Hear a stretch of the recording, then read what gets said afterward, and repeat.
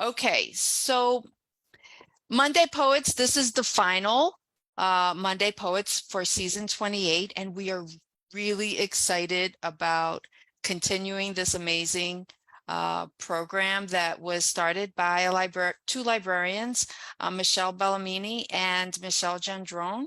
And if you know someone, preferably a Philadelphia poet who's interested in presenting for Monday Poets for season 29, by all means, tell them to email us at ereflit, I'll put it in the chat box, ereflit at freelibrary.org. And in the subject line, put Monday Poets Inquiry. We would love to have you for the next season. So, what else did I want to mention about that? Because we do intend on being on site, 1901 Vine Street. We want to bring it back to the library, but we are not ruling out having a blend of also zooming in poets for the event. So what else is coming up before the summer? We have a Philly typewriter lecture series that happens once a month, and it's a fascinating look at how typewriters have impacted the arts. And the Philly Typewriter is an organization in Philadelphia, and they bring typewriters and they explain how this amazing machine has impacted our lives. And they're actual typewriters that we have at the department, and people are welcome to come in and use these amazing. Some of them date as far back as the 1930s, 1940s. They're beautiful creations. So that is happening Thursday, May 17th, and June as well. There's a June 21st. And there's an August 16th typewriter series. And then we also have Summer Solstice Sounds, which is Michelle Bellamini, poet, and Anne Martin, a wonderful musician, and they're going to collaborate in honor of the summer solstice on June 21st. So I hope you can join us. That is a daytime program at 3:30. And all of that is on our website, which is freelibrary.org/lit. So hopefully you can join us, and I'll put that in the chat as well. And one more, we're having a play reading of a fascinating play that was based on an event that actually happened. And it is called Court Martial at Fort Devens by Jeffrey Sweet. And it's a fascinating bit of history, and hopefully you can come out and check it out. And that's happening in June as well. And I'll put a link eventually in the chat. And other than that, that's pretty much, well, there's a lot of other wonderful things happening at the library. So hopefully you will check it out. Check out our website, freelibrary.org, for everything else that's happening at the library. And that's it. That's all I have. Now I'm going to turn it over to our amazing moderator, Warren Longmire, poet and educator, and all around fantastic guy. So Warren, take it away. Thank you very much, Juanita. And yeah, welcome everyone to Monday Poets. As was mentioned, it's our May event. It's also the last event that we have in our current series. We've got a lot to look forward to. We actually have a triple header this time around, which you don't normally do. We have coming to for our reading today, Jonathan Blunk, Celia Bland, and Cindy Savett. So happy to be able to have all of you here to be able to partake along with us. And as we said, we will be coming back again in the coming season, back to being in person and having you join us with amazing Philadelphia poets as well as poets from out and abroad. Yeah, first off, yeah, just want to introduce all of the posts we have here. Cindy, Jonathan, Celia, how y'all doing today? Where y'all calling in from? I'm in the Hudson Valley, outside Peekskill. And I'm in New Bedford, Massachusetts. And I'm right here in Philly. Right here in Philly. All right, anchoring it in. Well, we're really looking forward to hearing all of your readings today. So let's go ahead and get started. I think, Jonathan, you said you're going to be first this time, right? That's right. Awesome. Well, Jonathan is a poet, essayist, and radio producer. His authorized biography, James Wright, A Life in Poetry, earned praise from the New York Times as a fine-grained literary biography at its finest, and was also the Times Editor's Choice. Blunk assisted in editing Wright's selected letters and has published widely about Wright's poetry. His essays and reviews have appeared in the Georgia Review and Poems in Field magazine, as well as other journals. Blunk is at work on a sequence of poems inspired by his lives and paintings by Juan Gris, is that? Juan Gris, yeah. Juan Gris, yeah. I think we're going to— In Spanish, it would be Greece, yes. Got you. Oh, yeah, I was closer than I thought. And we're actually going to be treated to one of those poems here. So feel free, sir, please take it away. Okay. Thanks, Warren. And thanks, Juanita. Thank you to the library for hosting us. It's wonderful to be here. And I'd like it. I grew up in central New Jersey, so I think I can claim dual citizenship with New York City and Philadelphia. Certainly, the radio stations in Philadelphia had a huge impact on me. So I'm happy to be here. I want to begin with a poem by James Wright. He believed that poets should always begin their readings by saying a poem by a poet, another poet, a poem that they love that someone else has written. And so I think every poet should do this, and I'm on a campaign to make this happen. 2 weeks ago, I was in Ohio. I returned to Ohio for the James Wright Poetry Festival, which has been revived in his hometown on the Ohio River in Martins Ferry. And so I've returned to his poems as well. I'm going to say just one short lyric of his that began as a translation of Cesar Vallejo and became a poem very much of James Wright's own.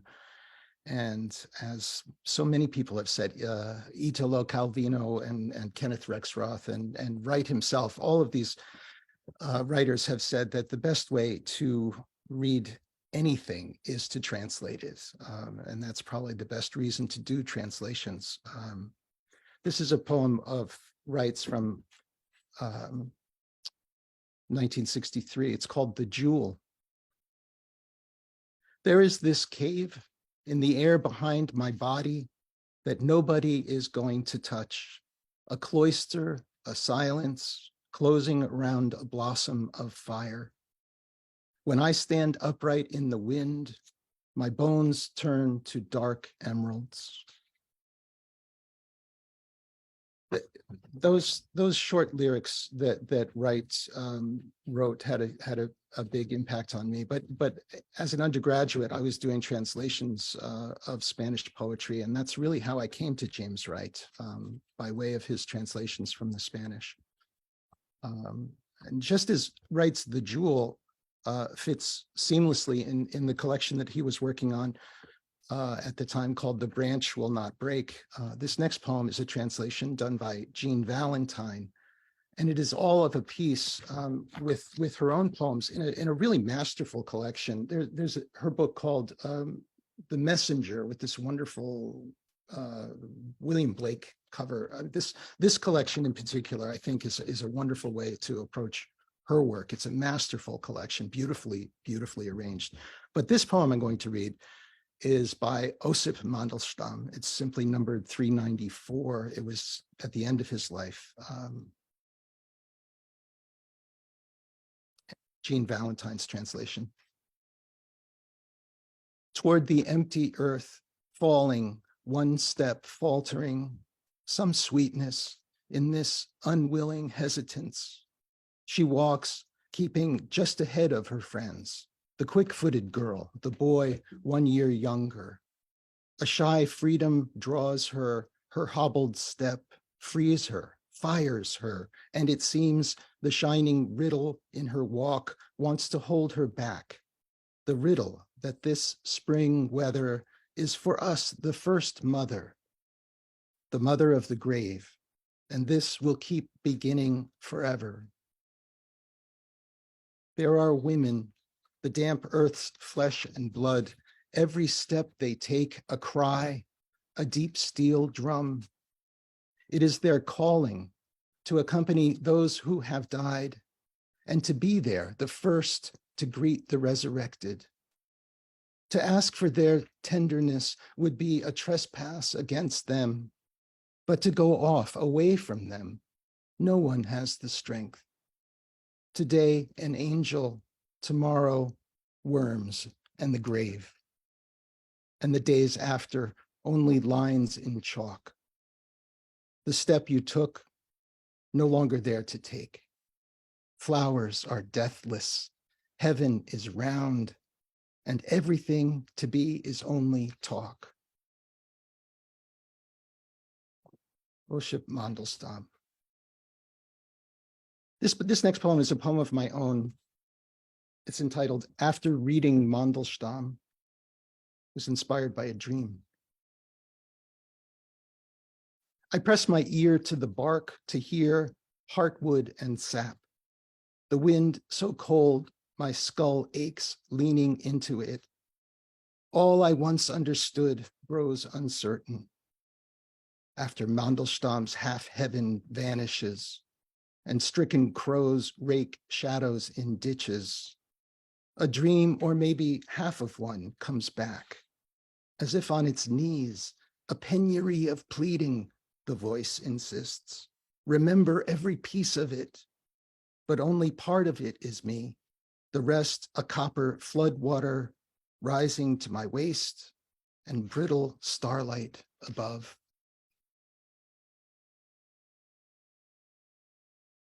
As Warren mentioned, I'm working on a series of poems, sequence of poems inspired by the life and the paintings of the great Cubist master Juan Gris. And also Juan Gris, he was Spanish. He was from Madrid. He moved to Paris at the age of 19 and never returned to his home country.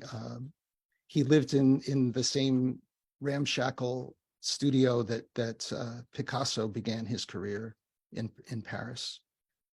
But Gris never made the money that Picasso did and actually lived there longer than was healthy. He died at the age of 40 in 1927, but was marvelously prolific. And if you had a chance to see a recent show at the Metropolitan Museum, Gris really does steal the show when it comes to Cubism, and there's something about his work that is really marvelously compelling to me. And I guess, Warren, if you have that image that we can share, this is called Juan Gris, Violin and Playing Cards on a Table, 1913. This is just before the outbreak of the Second World War. This poem's in two parts. Light falls from somewhere far off, but the violin's shadow is a flat, pure black. The word black comes from flame, from radiance. The table holds a silence that music once contained. Like a paper hat in a stream, Le Journal drifts ghosted in blue and white. Beneath each edge trails a charred gondola, a dugout shadow, a fallen tree. The unblinking diamonds of rust-red wallpaper fortify the wall, its nails and wooden struts, its stretcher.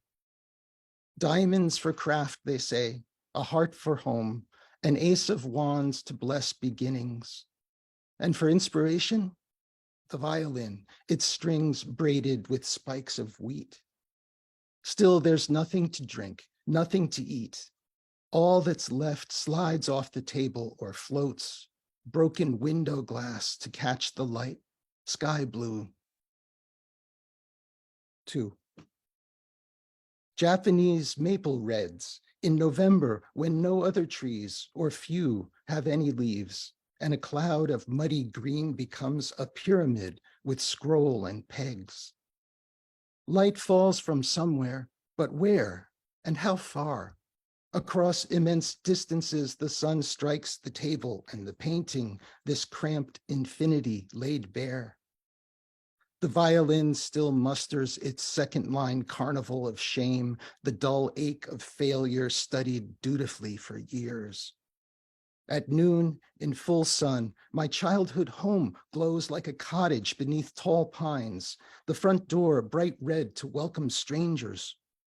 The kitchen wallpaper and curtains have the same recurring patterns, borders the same red and green, framing sketches of fruit and cut melons, wine bottles, flowers.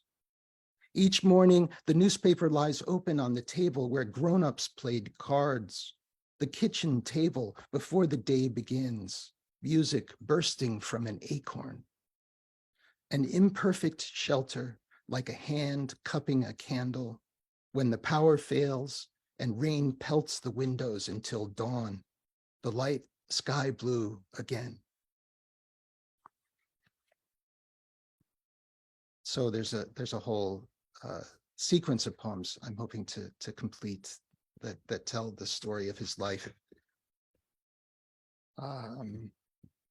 This next poem, I haven't read it before. I've been going through my poems to gather a collection together, and I came across this poem.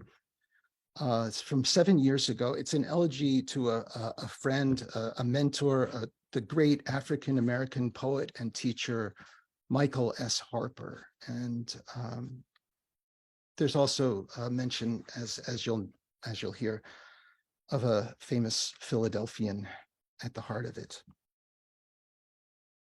The title of this poem comes from a letter that John Keats wrote just before he left for Italy in 1820. This poem's title, "My chest of books divide among my friends." Of course, it's Coltrane I turn to hear your voice again, the same breath making words and patterns of sound, new each time the ancestors walk beside us. They sing on the road ahead of us or after the heat breaks and a breeze stirs the river's surface again. Sing the crushed stones beneath the tracks, the cinders and cornflowers, horseweed and snakeroot come September near the river down home. Swing out over the water on an old truck tire and fall. Listen, Tyner's right hand ripples beneath Elvin's cymbals, the youngest brother Jones, and the strings of Jimmy Garrison tether us to earth. Coltrane stokes tall columns of air beneath birds' wings, our sorrows and proud laughter mixed up in your words and his sound. I should mention that I say bird's wings, and I'm using it in the lowercase of bird's wings, though it could very well in this instance be the uppercase usage as well. Beneath bird's wings, yes, right. And I'm going to conclude with a few short lyrics from a sequence I've been writing for over 35 years now or so, and I've taken to referring to them as Provençals to suggest their affinity with the troubadour tradition. This first one, all summer. What she's like, I've given up hope of telling. A sudden small dance from the rain at twilight, lightning from dark clouds, and the fire burning after.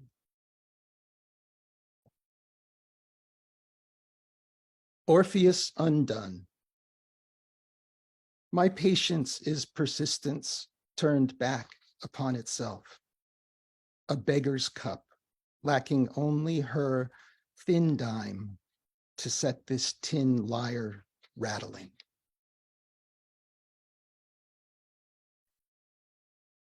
This next, the title comes from a poem by Pierre Vidal. There's a wonderful book of translations done by Paul Blackburn. It's called Proenza. It's been republished recently by the New York Review of Books, and it's a marvelous, stupendous collection of poetry. Of course, this is what Dante cribbed from, this Pierre Vidal writing in the 12th century. And this is a line from one of his poems. Love beats me with the sticks I cut myself. I've learned to clothe misery in your silence, to smother hours and stagger into sleep, pulling chains up the beach to carve words you might read from above.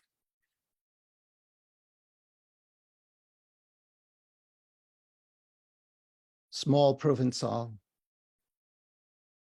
This might be the last summer for one of those 3 red maples, all somehow ancient, each spare bloom a miracle, a few leaves. I want to see them always standing there, or plant better images in their place, more lasting than the ones I have of you. And this last poem mentions a couple of poets. You might not know Raftery, a blind itinerant Irish poet from the early 19th century. This was inspired by one of the last readings that C.K. Williams gave. He passed in 2015. And he chose to read a couple of poems from Jean Valentine and Ilya Kaminsky's translations of Marina Tsvetaeva. This poem is called While C.K. Williams Reads Tsvetaeva, with the epigraph, but which of her years were easy? The sun turns its back on the river, and the ferry makes one last crossing toward the light. Dead snow stokes the cold vineyards of Jersey. If memory serves, this pain is called a premonition. This premonition is called the muse. Charlie turns from the podium and hunches beneath a doorframe, like Raftery heading west, tired of singing to empty pockets. Thanks very much. Thanks. All right, thank you, Jonathan. Beautiful, beautiful work. Love the mix of genres and the translation between so many things. Thank you. Absolutely. Looking forward to talking a little bit more about that. Once we continue through, you can find some information on John inside of chat, and feel free to drop your questions now. But with that, let's move on to our next reader. Celia Bland is the co-editor with Martha Collins of Jane Cooper, A Radiance of Attention out of U, Michigan, and the author of YA biographies of the Native American leaders Pontiac. Help me out with this pronunciation here, if you could. Osceola. What's that? Osceola. Osceola, thank you. And Peter McDonald, and of The Conspiracy of the Secret Nine, a young adult novel about the Wilmington, North Carolina race riots of 1898. Madonna Comics, an image and poetry collaboration with Donna Kornberg, was exhibited at NYC's Leslie Helter Gallery and published with an introduction by Lucy Sante. Her work has been included in anthologies published by Farber and Farber, Station Hill Press, Finishing Line Press, Prussia Books, Carey Press, and Tupelo Press. Her title poem from Celia Bland's third collection of poetry, Cherokee Road Kill, received the Rays Prize, judged by L.S. Askoff. It is my pleasure to introduce Celia Bland. Thank you, Warren. Thank you so much for that. Thank you, Juanita. Thank you all for coming. I'm delighted to be here joining by Zoom tonight. And I'm also feel as if I'm walking a tight wire in some ways, in that I'm going to be reading some very new work and then some little less new work. And it's always so good to hear it out loud, but I rely upon you to give me some feedback afterwards about what to what to keep and what to kick to the curb. I thought I would begin with some poems from last spring when I was trying my hand at some different poetic forms. I was writing lots of sestinas, some villanelles, and this ghazal, which is an Arabic form, an ancient form of stanzas with 2 lines. These couplets that rhyme, and then the last couplet, the poet must mention themselves, mention their own name. So you'll hear that at the end. My father, for the first time, I lay my hand beside his hand, and our innate commonalities, square fingers animating long freckled palms, and ineffable handness was clearly my inheritance, my sense at last of we. My hand lay beside his hand. It was lunch rush at the Pizza Hut as he caught my mother up on irresponsibility unregretted, the invigorating strangeness of foreign oceans. Unnoticed, my hand lay a tease beside his plate.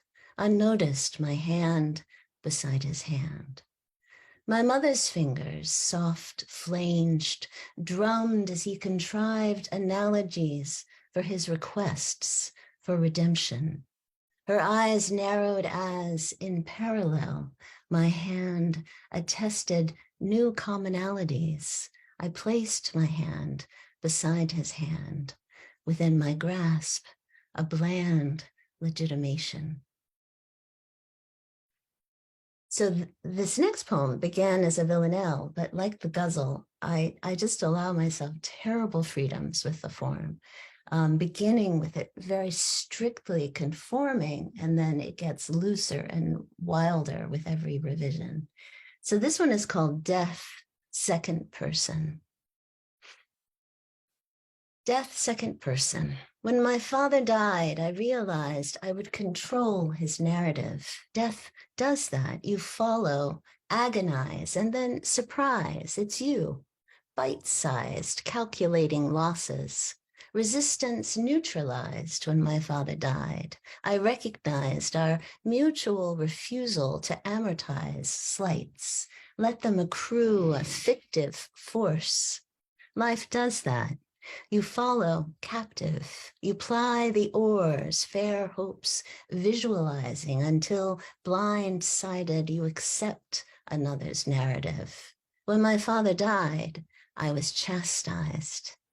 He practiced flamboyant grudges, a drive-by destruction, and yet I imagined he'd forgive. Death can do that. You can forget, reconcile. But my dad employed death as critique, denying me an absolving narrative. When I learned he died, I raged and began my revisions. And now a few poems from a new group that are inspired by the many years I spent traveling very often, and most often internationally. I'll tell you a bit more about why I was doing all this travel, but let's just begin by sort of setting the scene. This is a piece about visiting Mandalay in Myanmar, which at one time was the capital city of the country, but after the British rule, which began in 1885, that capital became Yangon, which it is still today. This poem is set at the University of Mandalay, and I have a number of poems about that university, which was a really extraordinary place. It had been closed for 20 years by the government and just reopened to have classes again. And I was working with the teachers, the university professors, to kind of get them, it was sort of faculty development, to get them used to teaching seminars and not just lecturing, to get the students involved in their own education and in the classroom. So there are a number of poems that are sort of about the university and about attending some classes. And then this one is, I'm just going to jump right into a kind of little adventure.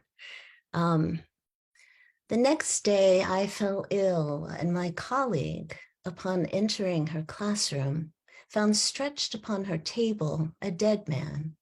Like many people who are rarely ill, I imagine death and a bout of food poisoning.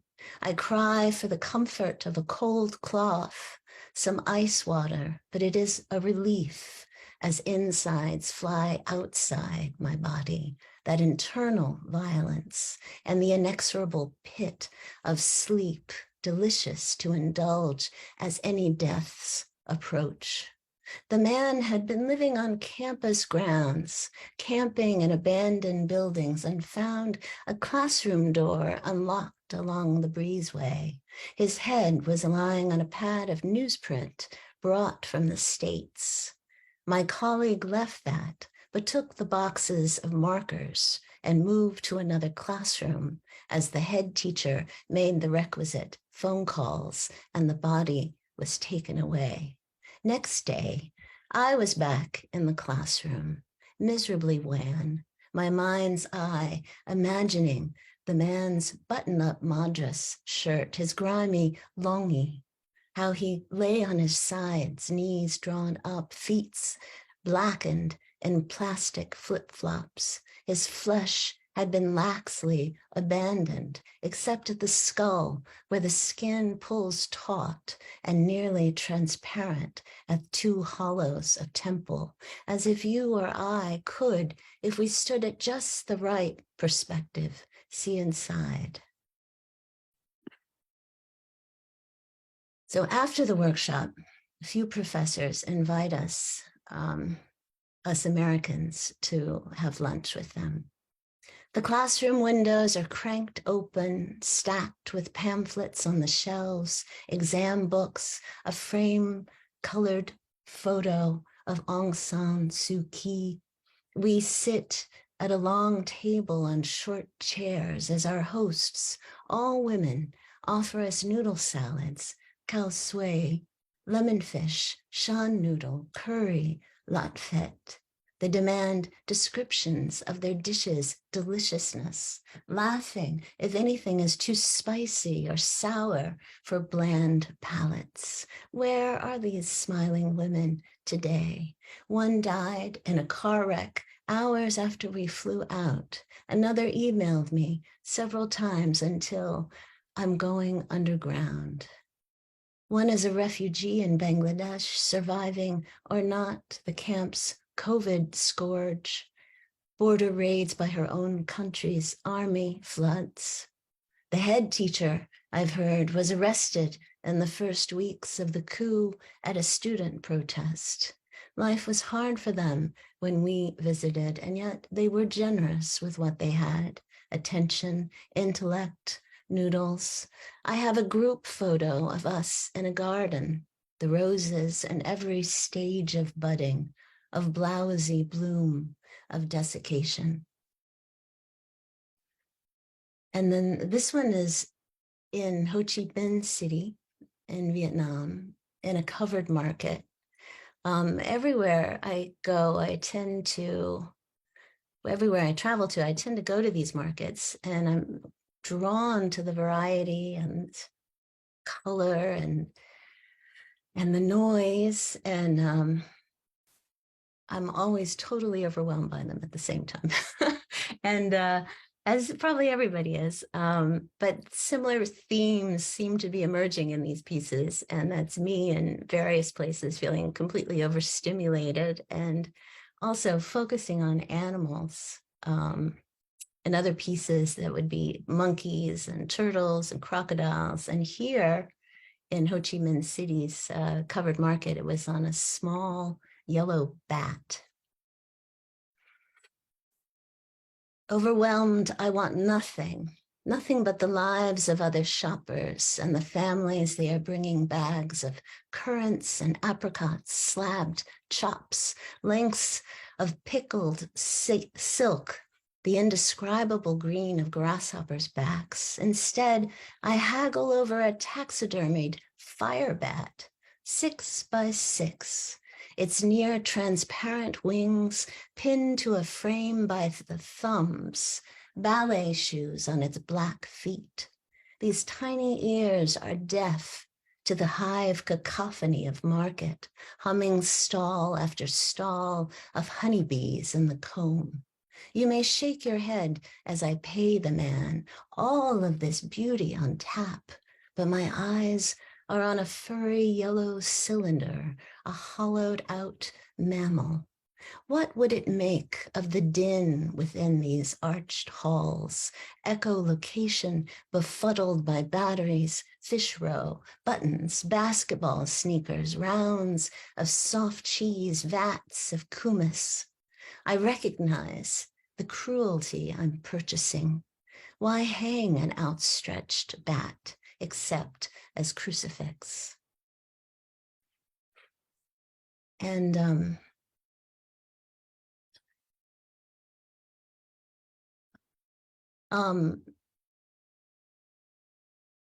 this one is in St. Petersburg, at the Church of the Savior on Spilled Blood, which if you've visited St. Petersburg, you may have gone to. It's one of those gorgeous onion-domed churches situated along a canal. And it was always that it's the Church of the Savior on Spilled Blood that fascinated me. And I found that when visiting that it was built to commemorate the assassination of Alexander II, who was driving by in his carriage, and an assassin threw a grenade at the Tsar and missed. So the Tsar got out of the carriage to confront this assassin, and the assassin's partner assassin then threw a grenade at him and killed him. So it's built on the spilled blood. So it's much more interesting than the poem, I'm afraid, but. And here it goes. The fox fur hat I found in a market stall in a windy square under the turban domes of the Church of the Savior on Spilled Blood, on a cold morning and a sharp wind. The sun pale as old pea, a hard decision at a touristy venue, ragged with plastic parachutes of poop and pop bottles, ice hard, and April as any decision made with a trigger squeeze. To wear the fox hat, I bristled with a warmth that outlasted animal, auburn as my own hair before it went white with care. Its color persists in a cowlick, puffing from napes of neck in the birthmarks my children carry into waters far from the Neva, marked by a fox's spilled blood. So that went by so quickly for me. I'll end with a lyric by Jean Valentine, my teacher and friend, already so beautifully read by Jonathan. The poem is called God of Rooms, and it was dedicated to the German-speaking Jewish poet Paul Celan, born in Romania, sent to a concentration camp where his parents died, and then living as a survivor in Paris, where he committed suicide in 1970. He is a profoundly powerful poet, and I remember Jean telling me to read him, and her enthusiasm for his work, and her well-worn copy of his work in translation. And this she wrote for him: God of rooms of this room, made of taken away papers and books, of removal, this single room made of taken away, empty now, God of empty rooms, God of one unable to speak, God of turned over boats in the wind, God of boat and mouth and ear. Listen to someone, be of you, needful to someone. Thank you. Oh, thank you so much, Celia. You couldn't see, but there were like many snaps happening behind the great wall of a silenced Zoom video. But beautiful, beautiful work. So much grit in all of your work. And also looking forward to speaking with you about it. We are rounding out our threesome of poets this time around with Cindy Savett. I'm going to bring my bio right up front and center. Cindy Savett is the author of Child in a Road by Parlor Press, The Breath by Blaze Vox, and chapbooks including Story of My Eyes, Battle for the Metal Kiss, Rachel in a Temporary Mist of Prayer, and Overtures of Survival. Her work is also found in the anthology Challenges for the Delusional. Cindy is published widely in both print and online journals. Educated at the Baldwin School, she attended Gratz College and University of Penn, where she examined the works of Martin Buber and Martin Heidegger, under the tutelage of Van A. Harvey, Lawrence J. Silberstein, and Victor M. Lids. The sudden death of her youngest daughter generated a fierce reckoning in her poems. As a result, for the past 2 decades, Cindy's poetry has focused on the experience of grief from various perspectives, including that of her deceased child. Her work has evolved into an investigation of the nature of the I when it encounters the other. Cindy continues to lead poetry workshops for psychiatric inpatients at several hospitals. All please welcome Cindy Savett. Thank you, Warren. Thank you, Warren and Juanita, for hosting us. This is such a wonderful series. I love Monday Poets. I'm so glad to be a part of it. Thank you to Jonathan and Celia. We have read together several times, and it's wonderful to continue this. I'm going to start with a little bit about Jean. As Jean's been mentioned, Jean Valentine. Jean was my teacher. She was a friend. She died of Alzheimer's a couple of years ago, and she guided me. She was my guide through my first book. And we spent countless hours, days, months, years in her living room, working at her table. We'd have tea that I'd bring to New York when I went to see her. And we had it was quite a meaningful relationship that we had. I'm going to start off with a poem of Jean's from her collection, Break the Glass. This was a 2010 collection that was released about 5 years after she won the National Book Award. The Japanese Garden. The Japanese garden is tilting quietly uphill. 11 wet green stones, bamboo, and ferns. It might be underwater, the birds be fish, colored in. And you, masked reader, the glance of your underwater lamp, your black water embrace, not bought or sold. So in response to Jean's death, I wrote a small sequence, and I'd like to read one poem from that sequence. And the poem is titled On the Death of Jean Valentine, listening to Bach's Cello Suite No. 1 in G major. A bending knee sways from east to the west side of my mind, and your many shadows arrange themselves around me. Crook of your arm, the pale elbow leaning against my water pitcher, my patience, your moon. This loamy earth opens its gullies and lakes for you, measures your soul from the center of the world out, past my azaleas, pink and white, blended in a May planting years ago. Morning rises, is a soul cello, weeps for Bach from a blank score I found beneath my pillow. So many fingertips are singed, songs, songs, songs, songs. Flutter about your quieted hands. Nod with the sky, roll through the ripples of grace.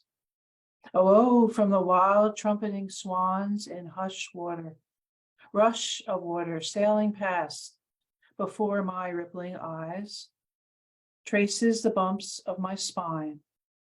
Time to tie up the distance my boat travels on this lake.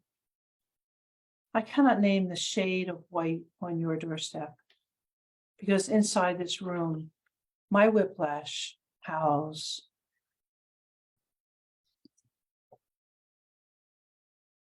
So I would like to switch gears and read from my second full-length collection, The Breath, which is somewhat of a sequel to the first book, Child on the Road.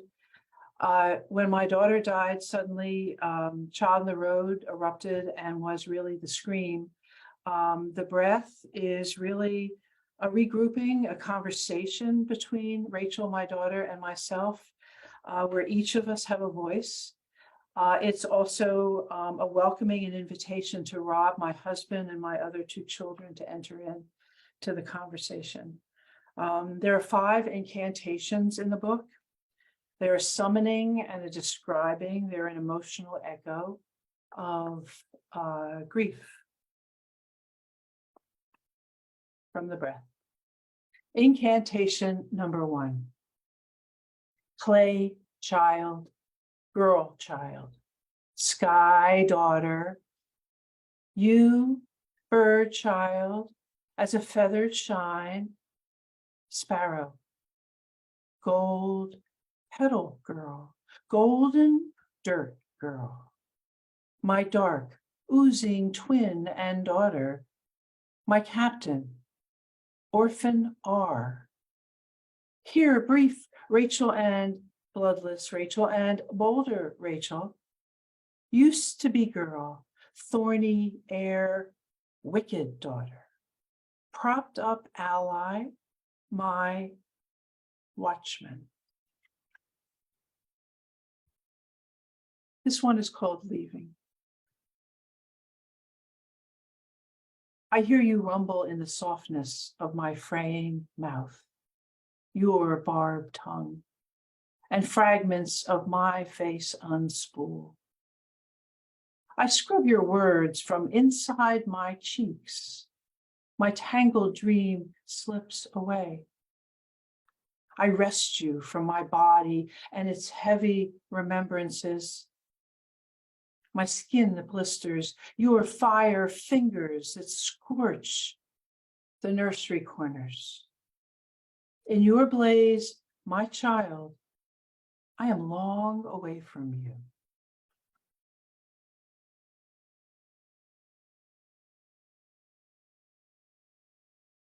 Ever so slightly.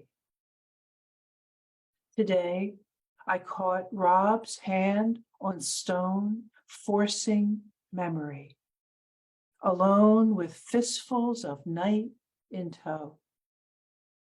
Downwind, our daughter leaped through the frantic hush.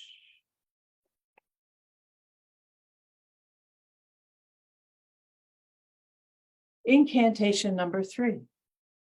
Rachel wants to touch me, lie down, rise high, wants to clutch, to yearn, to leap.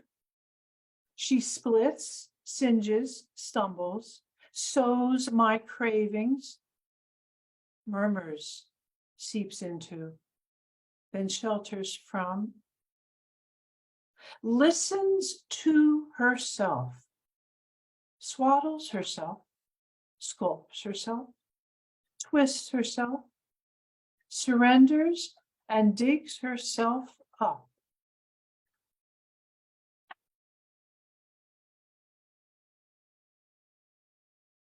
Mother listens, Rachel says, I ask you, dear lone figure living in perforated debris, what does our morn's dirt sound up?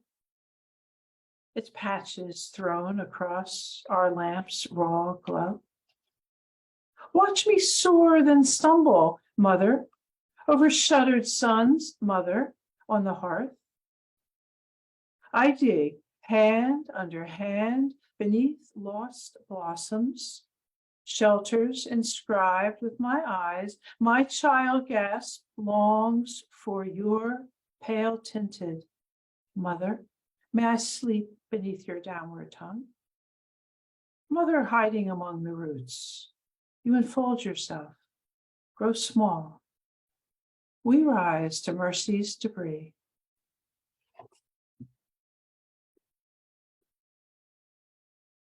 Faded, Rachel, gone.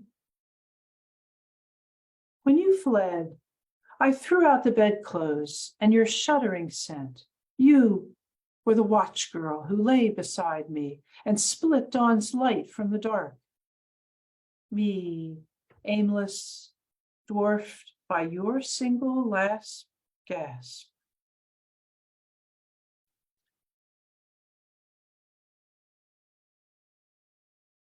Rachel, will you go? Once we talk, your fingers touch my closing eyes, strip kissing sinew from your bone. Let me be now that you are canceled.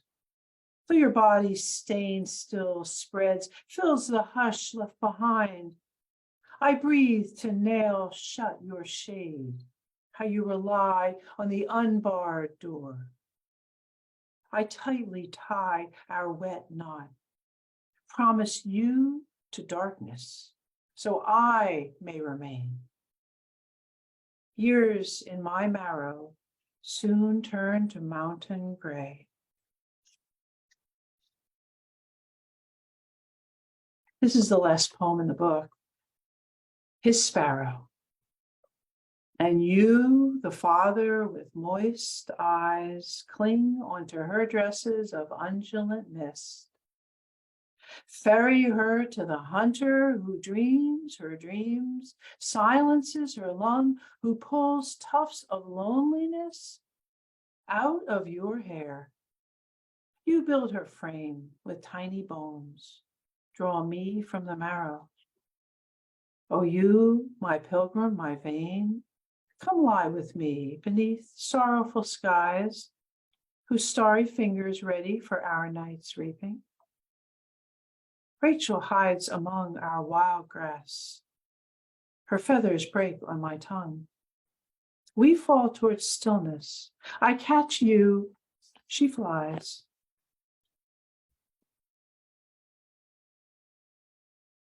So I'm going to turn to some new work I've been doing. It's a struggle I'm having with the other, whatever the other is. It's my relationship, and it's an entity others name as God, and I have difficulty naming as God. The blue has become its moniker, and my blue carries a lot of meaning. It certainly has resonance as a color. It appears in literature as the blue flower. It appears in fine arts and painting through the Blue Rider movement pre-World War I. It certainly has a life in music. So it has it casts a broad net. I don't know the scope of blue. I don't know my relationship with blue. I'm writing to discover it. I'm writing to discover blue's nature and my being and blue's being and how our beings connect. So by way of introducing those poems, I'd like to read a poem by the Swedish Nobel laureate Harry Martinson, who won the Nobel in 1974. I'm reading from a terrific anthology called Friends, You Drank Some Darkness, of 3 Swedish poets, Martinson, Eklof, and Transtromer. So this one is called Creation Night. We met on the stone bridge.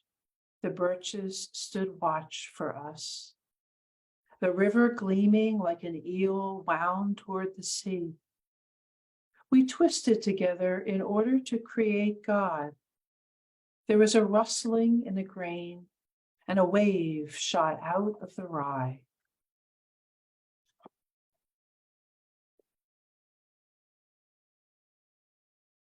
So I'm going to read four of my poems that are about blue, talking to blue, listening to blue.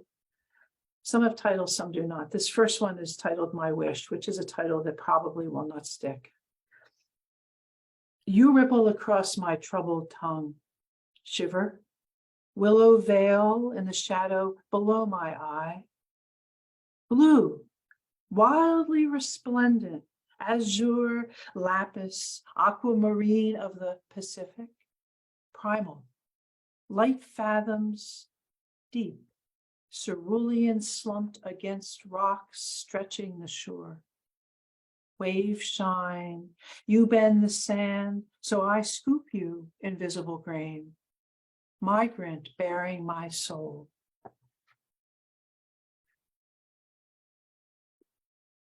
This one has no title yet. Nails I hammer into the sand, anchor this, let me start over again, sorry. Nails I anchor into the sand. I'm going to start over for a third time. Nails I hammer into the sand, anchor this trembling sea. Sometimes I dip a flat brush in the salt water, paint circles to dampen my hair, work the waves in and out, blue, my hair. You enter the sea, my body elevates.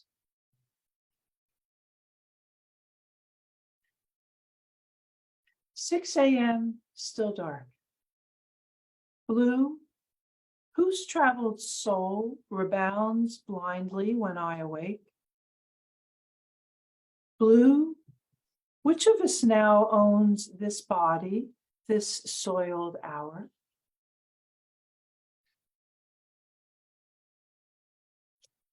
And I'll close with this final poem. It has a quote of Martin Buber as an epigraph, really. All actual life is encounter.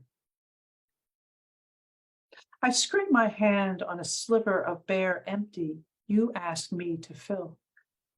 Steep rock face, my heels twist, prints dangle, beginning in the scree. Where you and I join is quietly codified within our tendons. Moment passes. The climb passed through. I am face up on the gray peak. Oh, blue, no less, no less. Thank you. Thank you so much, Cindy. Excellent, excellent work. Beautiful, beautiful. So good to be able to hear all of your work, the connection points, the differences. Can't wait to dig into them. And to those that are watching, can't wait to hear more from you. I know that there has been some issues with chat. Settings have changed for chat, so feel free to try to post there. If not, we believe that the question and answer section at the very least should be up. So yep, just go ahead, try to post there. Yep. Yeah, usually the chat, the question and answer is That's fine. That's fine. Yep. So give it a try, and you know, we will continue to adjust the settings as we go along. All right. So yep, feel free to put in whatever posts you want, and yeah, we'll work it out as we go along. But that said, yeah, I just want to turn it over to our panelists real quick. Beautiful. Thank you very much, Sarah. And we agree, they have been wonderful readings. I mean, one of the things that I love about Monday Poets is just kind of like the connection points between the poets themselves and the way that y'all bring each other in. And I know you, Cindy, kind of like went into detail into Jean Valentine specifically. But I would love to just hear from each of you about your connection to each other and your connection to this poet that obviously has brought you together. And why don't we start with you, Jonathan? Well, Celia and I met in a workshop that Jean was leading at the 92nd Street Y.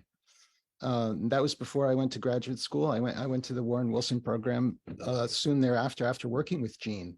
That was a real turning point for me, that workshop with her, and her work had always spoken to me. That book I showed before, the Messenger, had a huge impact on me when I was an undergraduate, and having the chance to be able to work with Jean and then to have a friendship with her was really important to me.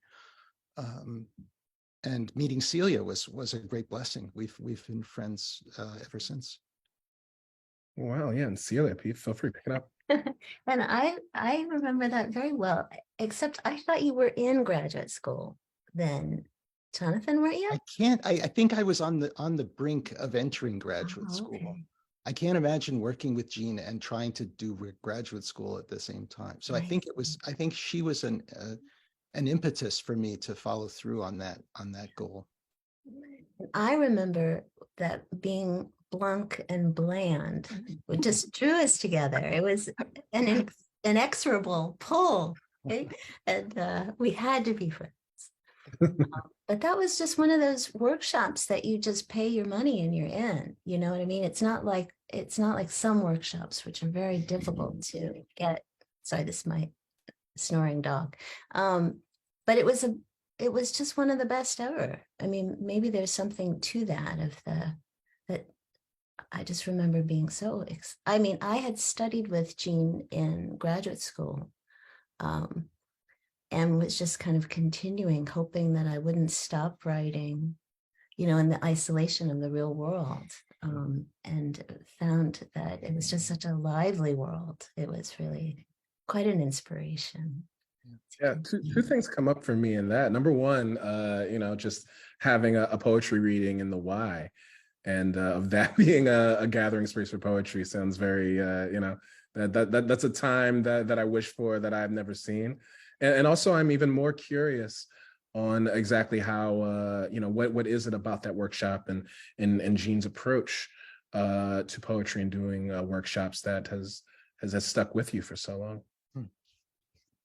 She was very welcoming. I mean, to anyone's aesthetic. I think that made a very open feeling to for everyone in the group to feel safe and heard and recognized, and there wasn't any effort on her part to try to make people write like she did. I mean, that was, she was a remarkable woman. She was incredibly well read, and she a lot of the poets that became more important to me, Thomas Tranströmer, for one, was very important to Jean, and so there were. I feel like there was a way in which choosing a mentor. I mean, I'm not speaking about someone who's alive, but I mean choosing one's kinship in a sense, choosing one's ancestors was something that Jean acknowledged and encouraged, and it was empowering. I think that aspect of her teaching. Yeah, and unlike so many workshops in undergraduate, graduate, just out in the world, there's a kind of critique that may be necessary, but can also be very difficult for people. And Jean just did not believe in that at all. She believed in focusing on what she felt were the strengths of the work, and her own work being, at that time, that particular work being so inspired by dreams, that there was a kind of veracity that was completely internal in relation to something external, but known only to her. so that she was the ultimate authority over her own work in a way that, it wasn't about, it wasn't that she didn't continually revise. Her daughter talks about the last poem she had in the New Yorker, that by the time it came out, she'd completely rewritten it. But that she was listening in some way to some other internal voice. And she was kind of helping, I felt she was helping us to kind of listen to that, to listen inwardly rather than externally or intellectually, which is quite an inspiration, so difficult. For sure, there has to be a real freedom that comes and being able to be specific, but of not having to kind of like behold yourself to an external world. It's still all you in the things that you focus on. Yeah. That's right. Yeah, Cindy, I definitely want you to continue to be in the question, and you started it off in talking of this inspiration. Yeah, I would talk about your connections to Jonathan and Celia, and also to Jean while we're on it. Sure. Well, Celia, I've met through Jonathan and only know briefly and recently, and am joyful to have met you. Know you. Jonathan and I are in a workshop together with a Indianapolis poet, Fran Quinn, and Jonathan and Fran works with a group of us regularly, which is how I've met Jonathan. So I've known Jonathan for a couple of years. And it's just a joy to be able to read with the both of you, and be with you. My relationship with Jean started differently. When my daughter died, I was an avid Jean reader prior to her death. When my daughter died, which is now 23 years ago, I happened to read a poem of Jean's that was dedicated to a child who died at 8, and my daughter died at 8. I thought, I have to find out about this. I wrote Jean, she wrote back. She said she didn't know the child. She was in Ireland, was struck with the family's grief, and wrote the poem. I took a workshop from her in Provincetown at which she said, let's work together.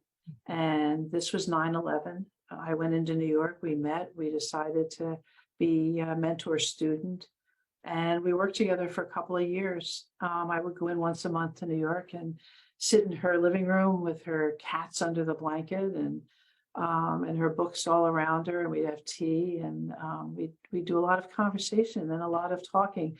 And then after my book came out, it evolved into a real friendship. And I'd go up a couple of times a year. We'd go out to lunch, and we'd spend hours just talking back in her place. And then it became sad as her Alzheimer's developed and became really, it really impacted her life. The last couple of times I saw her, she did not know me. She was sweet and pleasant as always, but had no idea who I was, no idea how she had helped me, what her impact was on me. No idea. She had a book not dedicated to her, inscribed to her by Miloš, and Bells in Winter is the book. And I pulled it out of her bookcase and I opened it and I said, look, he inscribed this to you. And she said, do I know him? Who is he? Am I supposed to know him? That was a very sad moment. And so I knew Jean up until her death. And it was a wonderful relationship. And as Jonathan said, and Celia has spoken about, she was remarkably generous and insightful. But she also had an edge. Jean had the capacity to zing in and set you straight. And I saw her do it in the workshop I attended in Provincetown, and she did it with me from time to time. And that's how I came to know her and miss her terribly. She's one of those people that has impacted my life strongly. Beautiful. Thank you so much for sharing that. Sure. Yeah, and it's so interesting, like, and once again, like to those that are in chat, we do have one person in the audience that has put something up in chat. So I encourage you to try if you haven't already. We would love to be able to hear from you if we can. Yeah, hearing you speak about that, Cindy, it makes me think of just the way that you use your poetry in order to process grief, in order to really like dig into your own ongoing sense of spirituality, and also in working with psychiatric patients, and in working with I guess, and probably the same kind of like internal like dive and interrogation. Yeah, I mean, I would love to just hear about your work and just kind of like in working with people who have, you know, that kind of relationship with their own minds. Mhm. Since COVID started, my work has been curtailed a lot in the hospitals, but yes, I have been doing it for about 18 years. And yeah, those who suffer from a mental illness live a very internal life, and are privileged to a lot of what I could call internal gifts, but are gifts that are demons as well. They're double-edged. So in the workshops that I lead in the hospitals or have led, they're less teaching workshops and more evocative. I'm looking for emotion. I'm looking to bring out. So I use poems as leaders, and let somebody then write as their thoughts and demons again come out. Poetry is remarkable in its capacity to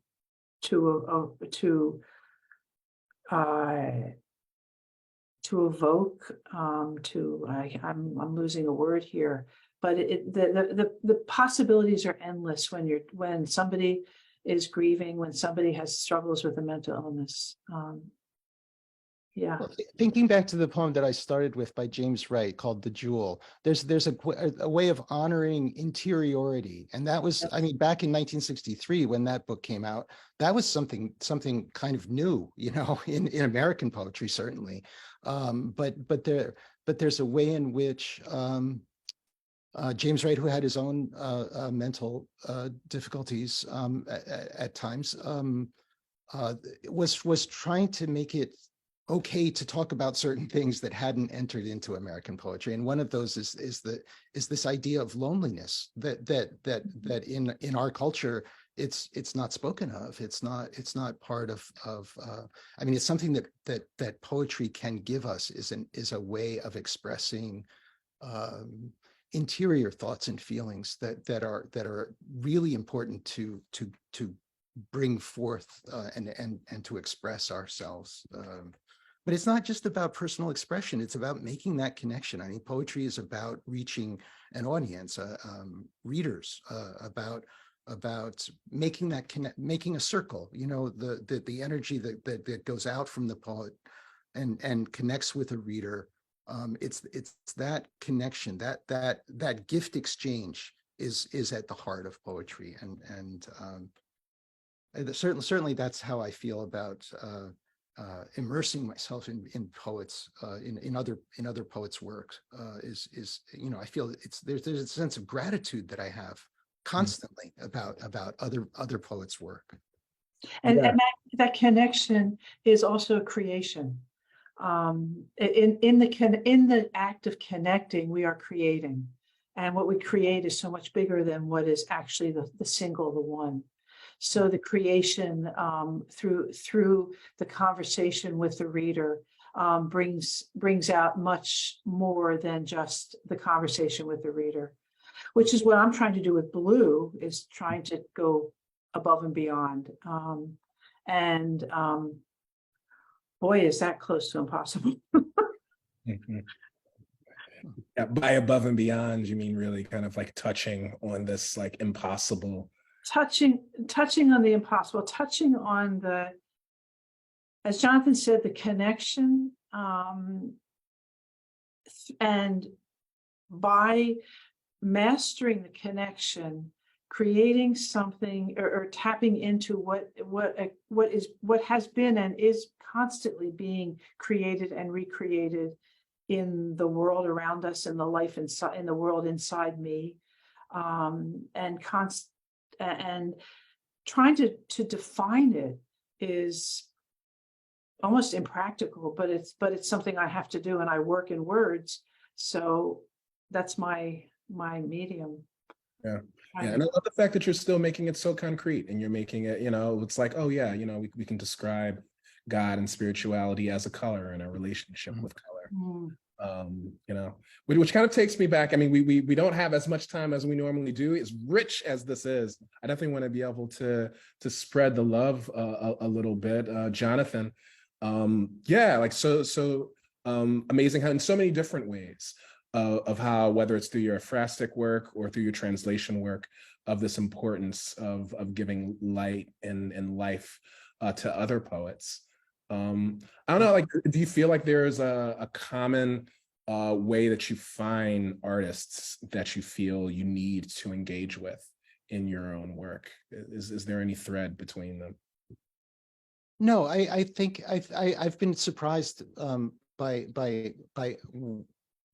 what has drawn me. I mean, the Juan Gris connection is surprising to me. What I've discovered in spending close to 20 years writing a biography is that some of the skills that I have as a biographer have come to play in the writing of these poems about Juan Gris. My interest in his life and how that impacts his work is there must be some connection there. But no, I can't think. I mean, I've written a series of poems about Bessie Smith and Beethoven. I mean, there's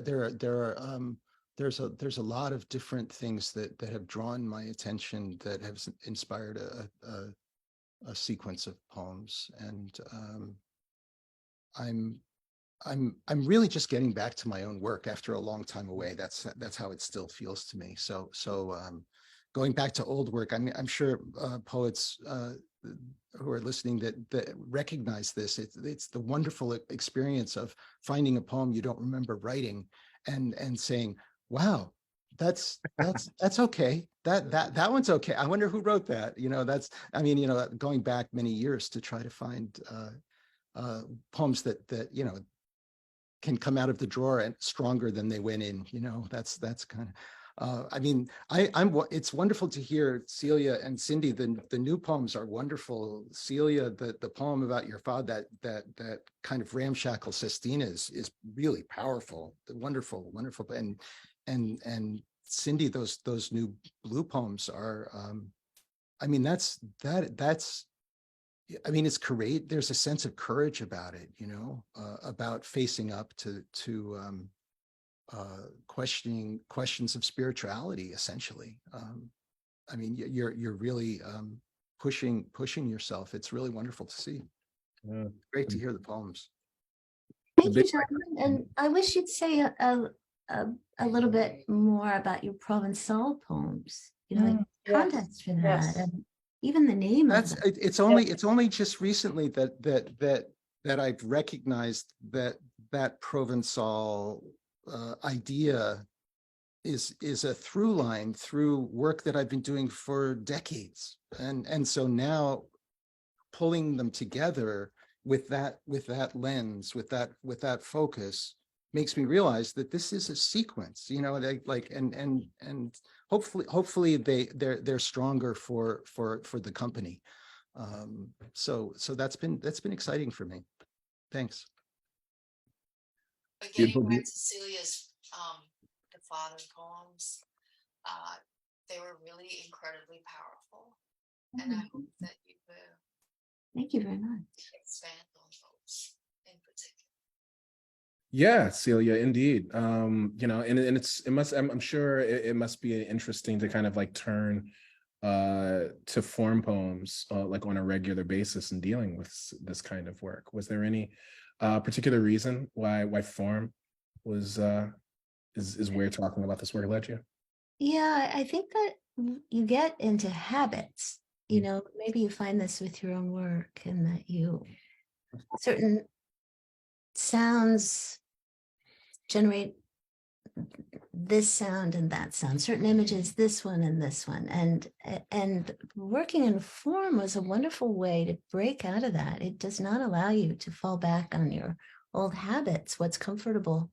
But it also, because you're fulfilling the form, and maybe this is just for someone like myself who doesn't write in them often or well, but that I found myself just trying to fulfill the form. And so I was writing about things that were just generated by the words in some ways. And the oddest things come out. I mean, it's almost, a kind of automatic writing or like throwing those pennies, like they did in the 60s. What was that?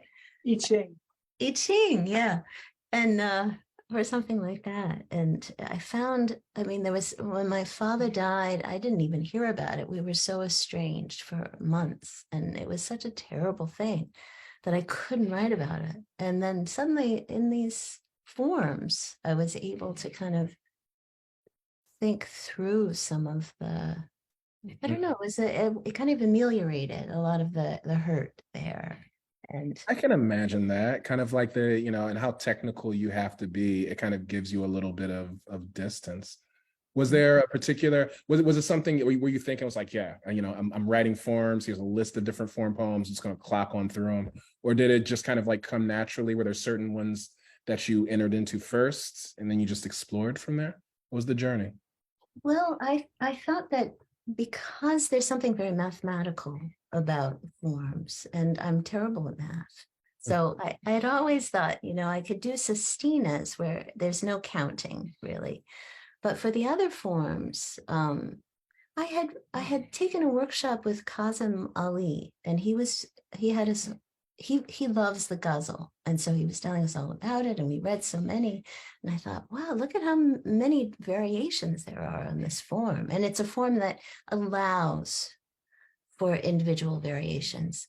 But I was also reading a lot of Terence Hayes's sonnets, which are so beautiful. And he just does something, I thought, that was really, there was just a way in which, he's doing ekphrastic poems now too, that a way that he just kind of isolates the form within his own perspective, so that obviously it's related to historical ones, but there's something way in which he has authority over the form that I found very inspiring, where often I read like a sonnet and you're just like, well, I can't do that. So that's another world. But for some reason, there was something so beautifully realized about his work, but also so friendly about it, as if here, you give it a try. That even though out of the 2 that I read tonight, I must have written about 40, and they're terrible failures. Maybe I have 3 in there. I don't know, but it was really a wonderful experience. I recommend it to people to just kind of force yourself to try. Absolutely. Guzzle is actually a form that it's been coming up all the time. Like I was just because I know there's a big like audience participation also part of it. And so I'm finding a lot of performance poets in kind of like the call and response that's in it of coming back to it. So yeah, it just feels interesting to hear it come up again. We are unfortunately already out of time. It is unfair to have like all 3 of you fascinating poets here. I'm going to give you each 1 word to the new poets that might be in our audience. If you just have, just like one sentence, 1 thought to give. I'm going to give y'all some space to give it. Celia looks utterly baffled, so I'm going to start first. Do you have a final word for the new poets in the audience? Which one of us? Yeah, Cindy, you first. Oh, me. I would say be in argument with yourself all the time. I think if you argue with yourself, you grow, and you break through the habits, the boundaries, the things that keep you static.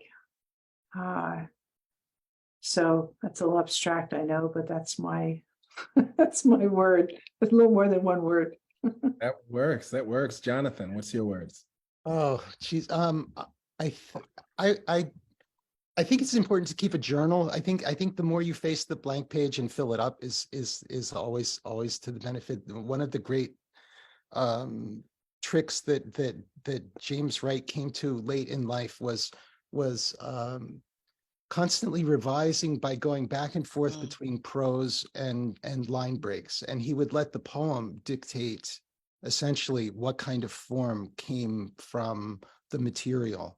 And he didn't have an investment in which way that went, and some of his line break poems became prose poems, what he called prose pieces, and sometimes he would break them in lines. There's a wonderful example of a poem that appears as a prose poem. It's called May Morning in his last book, and it's a Petrarchan sonnet, and it appears as a prose piece in his book, and it was kind of a joke that he had with Robert Bly. He was kind of teasing Robert with that poem, but it's a really good technique to